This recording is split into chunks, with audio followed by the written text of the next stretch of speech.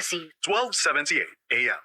Samantala marami pong, artist ngayon sa Mm. bansa ano, pero kayo po sir specifically meron kayong kakaibang style when it Yeah. comes to arts ano. So kailan niyo po naisip na kailangan ninyong gumawa ng sariling pagkakakilanlan bilang pentor?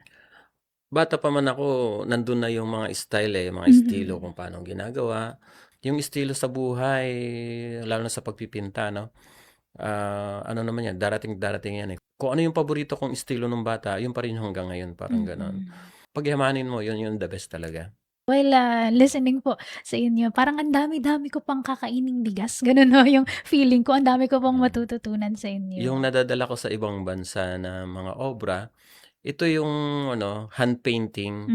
So, Mhm. pupunta ako ng ibang bansa, pupunta ako sa ibang bansa 'no, para mag-show, para maghanap ng mga sponsor sa aking charity actually. So, yun yung Mm. purpose kaya nagso-show ako sa ibang bansa. Pero ang istilong ginagamit ko dito, yung paggamit ng kamay, daliri, kuko.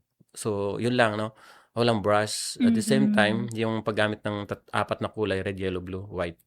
So, dun lang ako Mhm. umiikot. Then nakikipag-partners ako sa mga musician.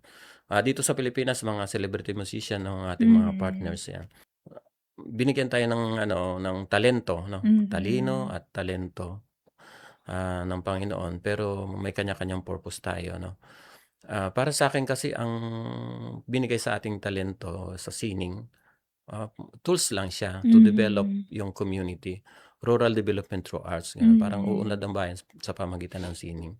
So, binigay sa atin 'yang tools natin para gamitin natin sa ikauunlad nga, ng bayan, ng sarili, ng lipunan, parang gano'n 'no. Mhm. At, i-share natin.